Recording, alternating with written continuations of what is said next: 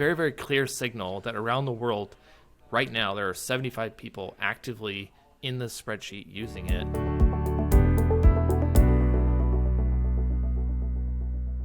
Welcome to the Content That Grows podcast, where we chat with folks from all kinds of companies to better understand the content they've invested in, how they did it, and how it impacted the growth of their company. I'm Nate Turner, co-founder and CEO of 10Speed, and today I am excited to be sitting down with my co-founder, Kevin King. What's up, Kevin? What's up? Happy to be here. Awesome. We'll be doing a few of these throughout each season, just sitting down and talking through a lot of more tactical things or things that are more topically relevant. But for today, given it's a big part of our story and in the history, is thought we'd kind of dive in and go back to some of our days of working together at Sprout Social and talk through a little bit about what content was like, as we were sort of at that point of scaling content, and then also just hear a little bit more from Kevin about some of his experience when he went on to be head of marketing at Review Tracker. So excited to jump in and get started. Let's do it. Cool. So I thought, we could start going back to, let's see, it was probably 2014 or so when you... 2013. 2013, okay. So I feel like, if my memory serves me correctly, we spent a lot of time early on when you came on with like a lot of technical foundation and like crawl optimization stuff, specifically for the blog too. I know we went through a pretty big migration at some point. We like switched analytics over and just got really, really deep into like everything that was happening with pagination and just a lot of crawl budget stuff. So, I think what I'd love to understand is like, like any sort of significant memories you have from that period, and then also just like how important do you think that was to sort of like setting the foundation for future success of the blog, because that was before we were doing like a ton of writing and stuff. So I'm just kind of curious your thoughts there.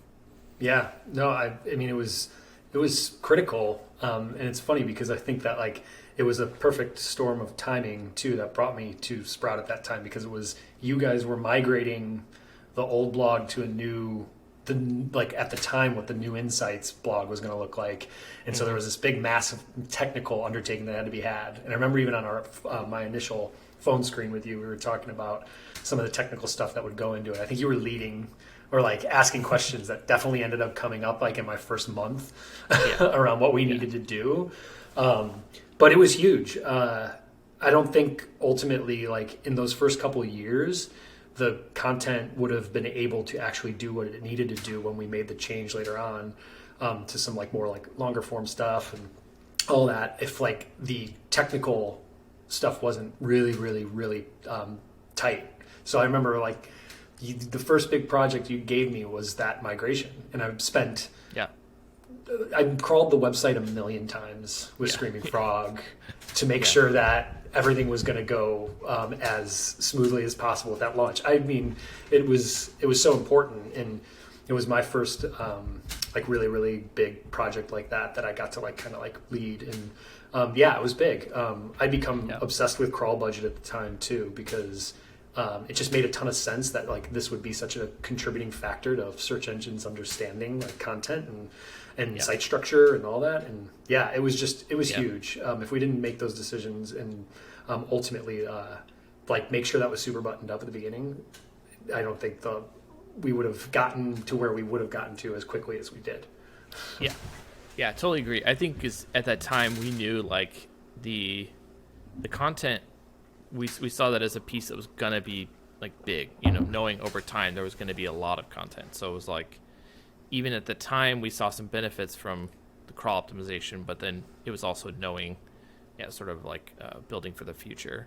And I think one of the significant parts there, like not a lot of people know that the Sprout blog is called Insights, and it was called that because it originally was started as more of like a news publication. So we had dates in the URLs because that made sense in that application. So that was a big part of it, was actually taking that out and all the proper redirect strategy and all that stuff. So Yeah, I totally agree. I think that was big, but also just like it was just so much fun.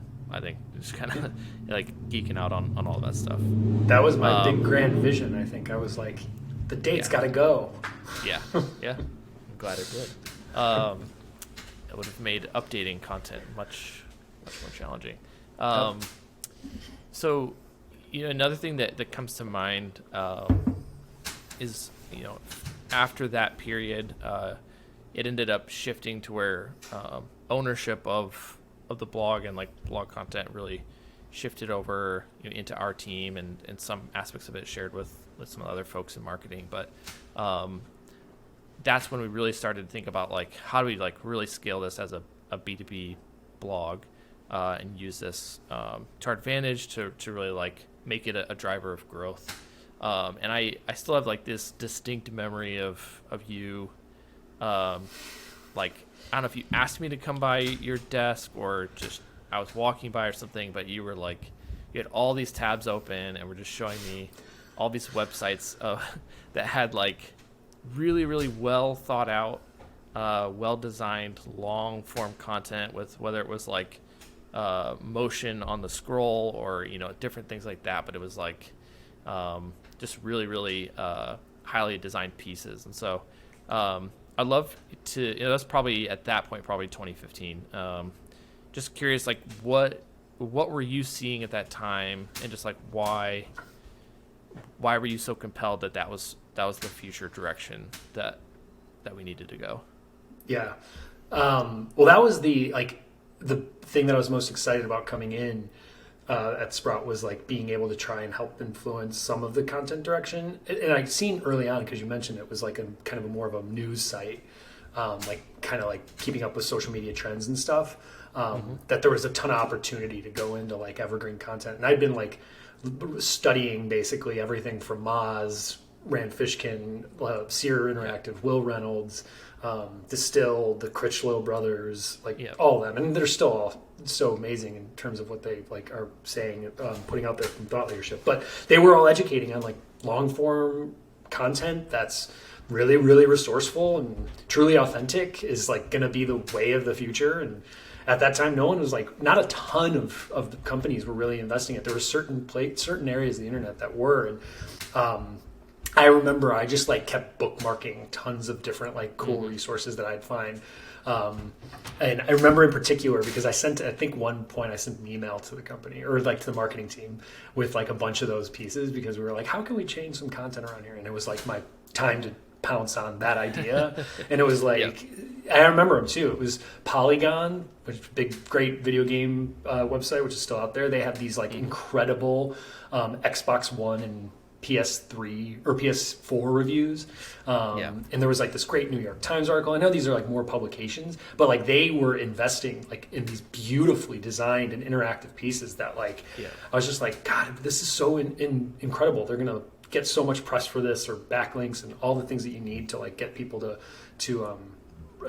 get people to read the content, not only share it and drive growth. But those were like big signals that I'd seen or used, or examples I've used to I think I pitched the kind of idea there, but like ultimately it just felt like it was the next natural step. I think at that point maybe traffic hadn't been growing as much, and there had been some more evergreen type topics that had been written about, peppered in to like the media stuff. And you could start to see that in the data. So it was just like, I think it was just like a combination of like, this is naturally where this whole industry is going in terms of just SEO and content, but also the natural direction of like where the website was going and what the data was telling us. Yes. Yeah, totally. Yeah, I think that's really cool. And it also, for context and thinking back, I do feel like there was just a little bit of this like, not like a holding period or something, but it was like infographics were so huge from, like 2011 to, for a few years. And so I feel like we were just a little bit in that like, okay, well, those have faded out. Like that was really the kind of the cool way to just like show a lot of data and like build a lot of links and stuff like that. And so, kind of recognizing that as the next trend and whatnot. Made a lot of sense, which ultimately led to the ideation and creation of the always up to date social media image sizes guide, which was a huge endeavor at the time, and really led to, well, one, we did for many years after always keep it up to date, but a huge resource to just make it easy for people to find any image size or banner or anything for any social network they needed. Just be able to have one place to find that, and with the networks always changing them, making sure to keep it up to date. That post ended up going on to be like definitely top 5, maybe top 3 organic traffic drivers for the entire site, and a huge revenue driver for the company. And it wasn't just a blog post. There was sort of some supplemental stuff that went with it. So I'd love for you to just kind of like talk about it, but then also, explain a little bit about like how you came up with that topic in particular, and just kind of like why you felt strongly that that was the right way to go and make the investment, and that it would pay off. Yeah. I think at that time, my like role, I'd been getting deeper into the data, and I was super obsessed with really like granular level analysis of Search Console data, where I was tracking like week over week impressions and click growth, or at what we now call decay, which I didn't call it that at the time.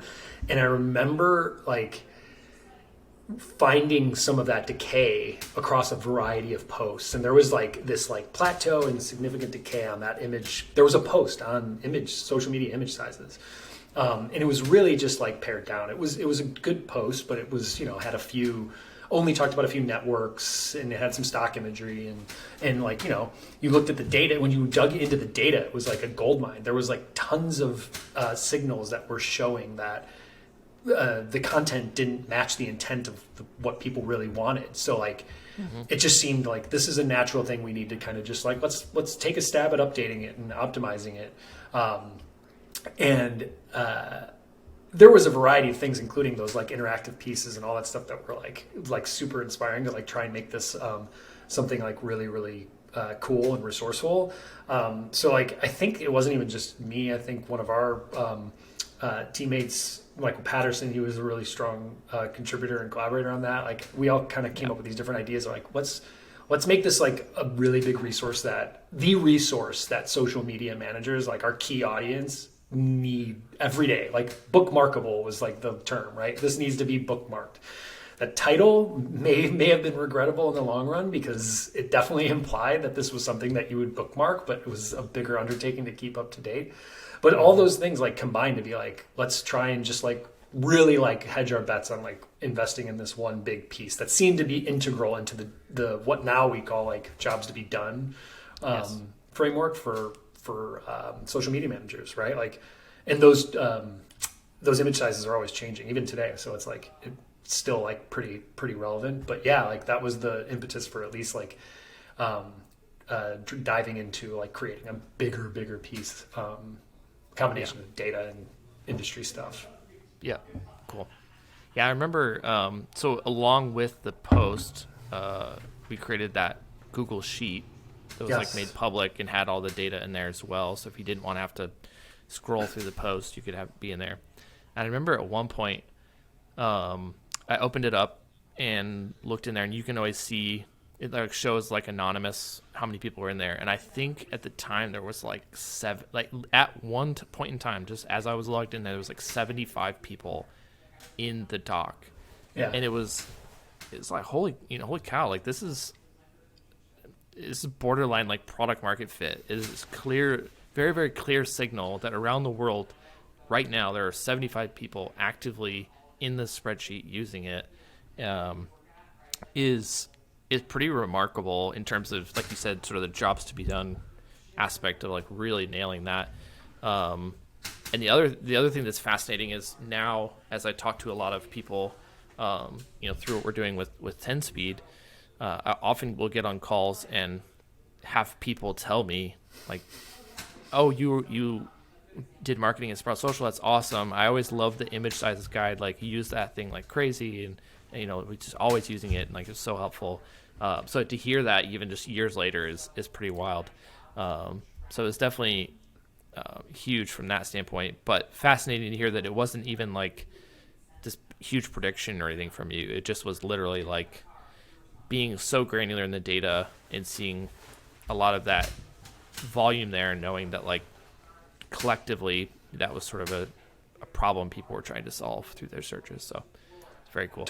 Totally. And a big boon of like, or the big reason that ultimately was successful though is like how great and well designed all of like the images were. That spreadsheet, which was totally inspired by Annie Cushing. She had like a bunch of resources that like were like Google spreadsheets, which at the time too, if you think about it now, it's like that was 2015 or whatever. Yeah. Like there wasn't that many people creating shared Google spreadsheets. Not to take credit for that because that was definitely inspired by it. But like our designer, Miss Melissa Flowers, who had a huge impact on that because she created all the images and like really worked really closely with us on that. She even made the spreadsheet look good. Like she designed like a title tab and like it had the logo in it. I didn't even know you could do these things. And it was like, okay, I just thought it was going to be a spreadsheet.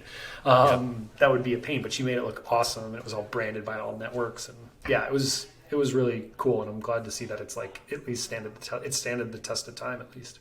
Yep. Cool. And then you mentioned, noticing some of the decay. So the last kind of area around some of the Sprout content stuff was just kind of like what prompted you to start thinking about optimizing existing content, and then just sort of like how success from some of those early attempts at that ended up sort of causing you to shift the strategy. I think it was, you could probably tell me if this is like not in the right order, but I believe the image sizes guide was like the big proof of concept. So like we at the time were kind of like, we had a bunch of people creating content for the team, and we like believed, and you believed in that like idea. So you're like, go do it. But it was a little bit out of band. And we got, the resources to kind of put it together. And so like we pushed that forward, pushed it out. It got really, really great results. I remember like seeing how great our traffic and leads return was on that, like pretty almost like overnight. I think like we used that as a signal. I think from there we took like 2 to 4 other posts. We were like, I think I remember a time of being in the like your office or something, being like, because we were both kind of blown away at like we didn't know that it would like take this big spike in traffic like within a few days from I think we consolidated a few other posts into it that had something to do with image sizes and stuff, and it was just like, this is crazy. We were like, okay, so how do we repeat that? So we were like, let's test it out in a few other posts. I tried to rack my brain recently about what those were. I think there were a few like tangentially related posts, but either way, we just like found a few more posts that we felt would be good fits for it. We're like, let's see if we can do it again. And then like, I remember we did it like 3 times, and then it just kept happening. And so much so that we remember presenting to the company like about all that stuff. And it was on a few of those pieces of content. But yeah, ultimately it was like, I think a set of a few pieces of content that we like deliberately and intentionally updated after that one to just like make sure that it was working. So it was a little bit of testing, and then we were like, this has to be a part of our strategy. We have so much content. Even before I got there was already so much content on the blog. So like, it was just like such a great like gold mine to just like go through and be like, all right, we can take the existing historical framework for this blog and we can totally evolve it and shift it in a really, really like strategic and data-driven way. Yeah. Awesome. Cool. So let's shift a little bit. So from that time, then you moved and became head of marketing for Bamboo, which was the new product we launched inside of Sprout, the social advocacy platform. So I thought it'd be kind of interesting to touch on just a little bit of like what it was like sort of building a brand inside of another brand, and specifically kind of how you took some of the learnings from what we were doing with Sprout blog and sort of had this unique opportunity to like clean slate. I get to start from fresh and kind of build this how I think we should. So like what were some of the similarities you pulled from there and from the experience, and kind of how you went about starting a brand new program like that? Yeah, I think it was so like where we like when I shifted off of Sprout, it was really I think we were doing a really good job of creating content. I mean, naturally, there was just so many topics to talk about, but that were tied to product because the platform, integrated with so many networks, and there's just so many different directions you could take it with that were like closely tied. So I think the similarities were like I started really close to the product, which is like obviously, I mean, that's something we're still doing today. Everybody should do, right? Yeah. And I like so we were positioned as an employee advocacy platform, right? You get your employees to share on social, so it was like, all right, how do I find what topics can I talk about that are about that specifically? So like, it started from a really really organic place, no pun intended, but so that I think would probably be the same thing, and plus also like it was a social play, right? Because it was Sprout and everything was rooted in social, and so naturally we could map those employee advocacy topics to like a bunch of other things that were like closely related to the product, just naturally. But the differences I'd say were like kind of the topics and positioning that we had, I guess, around like how we would get those pieces of content to actually convert into leads. Because Sprout, and still I believe today is still trial focused, at least the main lead type.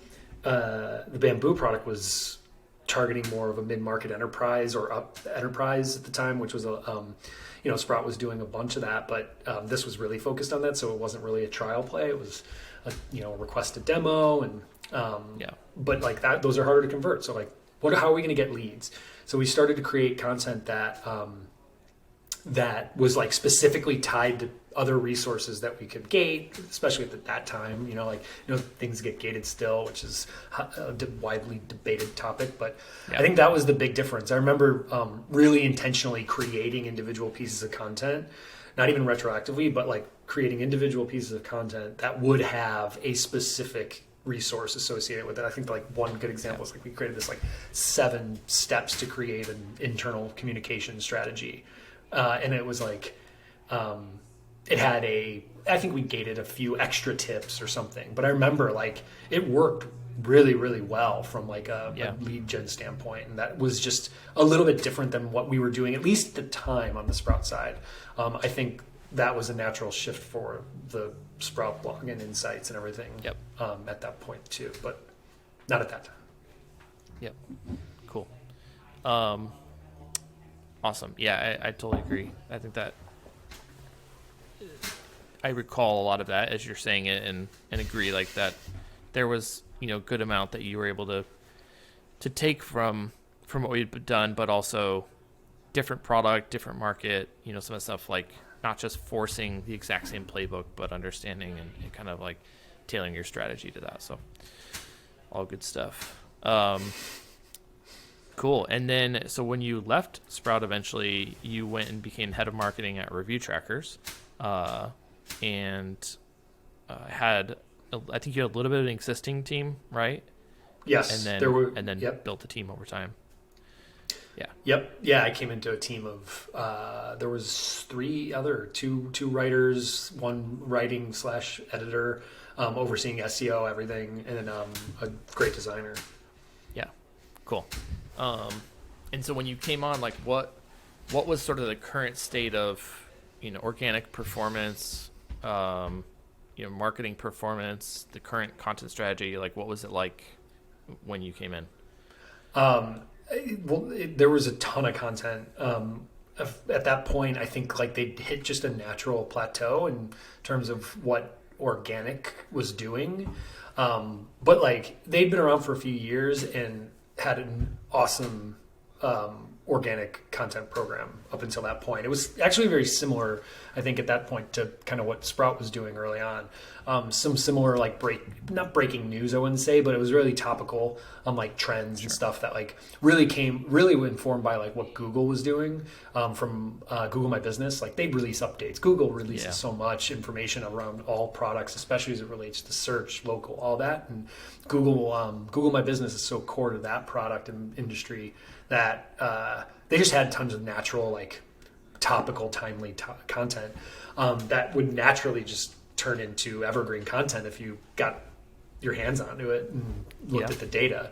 So so they'd done a lot of great stuff, but again, it was like naturally kind of hitting a plateau.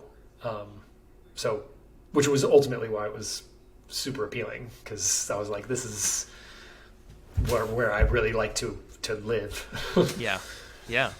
Well, I think it's interesting, and part of why I wanted to touch on that is I think that's a common scenario for a lot of marketing leaders, or first-time marketing leaders. Like, you're rarely joining something that's brand new and building from the ground up. So you sort of had the opportunity of joining Sprout already in motion. Then you had the opportunity of doing some of the Bamboo stuff from the ground up, and then coming into Review Trackers, again, and be able to grow from there. I think it's just interesting. So that's why I wanted to dig in here a little bit. So it sounds like you knew going into like taking that role that there was an opportunity to like scale content and scale performance in that channel. Yes, for sure, and that's what they were looking for that too. Someone to help kind of steer that ship, especially the organic, because it had driven so much growth up until that point that like we needed to like take this to another level. So yeah, that was definitely appealing, but it was also a deliberate search on their behalf. Yeah. Okay. And so I think so let's dig in, like, what especially for anyone else, like I said, sort of joining in that capacity, like, what were the things you were looking at? Like, how did you start to shift the strategy, shift the process of the content program? And like, what were some of the results that came from that? Yeah, I mean, my whole plan was to like start there initially, right? Like, with knowing there was such a great foundation, it's not too dissimilar from what we were doing, a few years earlier at Sprout. Like, I just needed to get in there, audit the content up until that point, really dive into Search Console to understand like what was really performing from an organic standpoint, and then also understand like what was impacting leads on the conversion side. And so like when you dug in, again, it was just similarly a gold mine. Like there was this natural turning point where like you could look back at the content and understand why it kind of was limited at that point in time. There wasn't any like what we call now pillar, like topic cluster type content. They hadn't really gotten into long form, which is fine. Like, it's not about just creating long content, right? Like, but like there's a strategic element to that where like they hadn't created any content around like the pillars that like really map to the product. A lot of really great stuff that tied to product, but like, for example, I think the first thing that we did similarly to the image sizes guide, like let's create something from the data that we have here and prove out that like, a really educational resource around a like critical pillar. And we start with Google. I think it was Google My Business. Yeah. Let's create like, our Google My Business guide. I don't know. I think it was probably like the ultimate guide or something, but it ultimately, I believe in the first like couple months was like doubling traffic from where it was. And we consolidated a ton of content because they had such good Google content, and really just like set the stage for what we wanted to do. And there was so much more we could do. So that like informed, there was the Google My Business, because if you're talking about reviews, there's Facebook and Yelp and everything, right? Like, sure. Once you start to see that, this is how content scales, yes. Especially for a product that like naturally has so many ties to different like networks or whatever you want to call it, companies. So yeah, we just started to like prove it out there, and then it just built the roadmap from there. But that was like very, very much like my plan coming in was like, I think this is here. I can see it's not here. Let's see if it works. And it's kind of fundamental, right? Like at that point, and I think still to this day we do it. It's just, I believe it's the fundamentals of what you should be doing within SEO, organic content. Cool. I mean, so like in that process, did you completely halt your new content creation and just focus on all that, or were you kind of doing a little bit of both? Like, what did you do in that There, time it was period? a little bit of both, right? Like there was still a strong desire because from you can't look at obviously organic content in a vacuum. Some of the content that they're creating serve multiple purposes, multiple functions in the business, right? So a lot of the like topical stuff was really great for sales Sure. Yep. because we're getting ahead of things and talking about like, hey, this is the latest thing for Google My Business and we know all about it and like that's why you should talk to us, right? So like we Yeah. couldn't completely halt new content creation, but there was a like, let's slow down. They were creating a lot of content, Okay. and there was a hunch that like let's maybe focus on like not this volume play of like making sure that we're talking about everything because we aren't a publication, and let's like focus on creating just really really high quality content. So it was at the beginning, like anything, especially for anybody, any like marketing leader or anything coming in, like you got to prove yourself. So like did it deliberately in terms of like let's do this strategically. Let's not like totally disrupt the ship, but let's like just like pump the brakes a little, to use Cool. those metaphors. Yeah. Cool. And then it sounds, so if they were already doing a lot of content, you're able to slow down, be a little more deliberate. It sounds like you probably didn't need to scale up the team to be able to do that. You were able to just kind of shift what they were focusing on, which is always great. Yep. Yeah. Cool. Yeah. Oh, yeah. There was the team that they had, which is like for writing, which is I can't emphasize enough. Like having obviously a great educated writing team that also has great SEO skills. Like Yeah. when you have a really really strong plan in place, like you can and you understand what the volume is. Like you may look at it like you have the resources you need to accomplish that, and they had a really great one. I don't even think I was there for 2 years, and I don't think we ever hired another writer. Yeah. And it still That's was awesome. able to grow. Yeah. Yep. Cool. Yeah. And so what as much as you're able to share, kind of what level of impact did that have on organic growth and in like, revenue or anything along those lines that you're able to share as well? Yeah, I believe in the first year we more than doubled organic traffic, and that was after about a year of a plateau. I mean, you could go into Ahrefs and probably pull and see where all that happens. Sure. But yeah, I don't know if I could share revenue specifically, but we definitely saw a increase in leads and that flow through the funnel in a meaningful way. But organic traffic definitely grew significantly in that first year from a flat place. Yep. Cool. Awesome. Well, I think, we'll go ahead and wrap up here in just a sec. If you enjoyed this episode, definitely visit 10speed.io/podcast for the show notes. Be sure to subscribe or follow to catch any future episodes. Like I said, Kevin and I will be doing additional episodes in the future, probably a little bit more topical or tactical in the future, but I thought it'd be cool just to start with this one for our first one together. So with that, any final advice or encouragement, anything you would say to content marketers or marketing leaders that are considering investing in content to grow their business? Yes, I would say I have a few things. And I would say this to the leaders and I have some for the leader, one for the leaders at least, and one for the like teams. But I would say on the leadership side, like trust and empower the team to like make the decisions around the content that they want to create.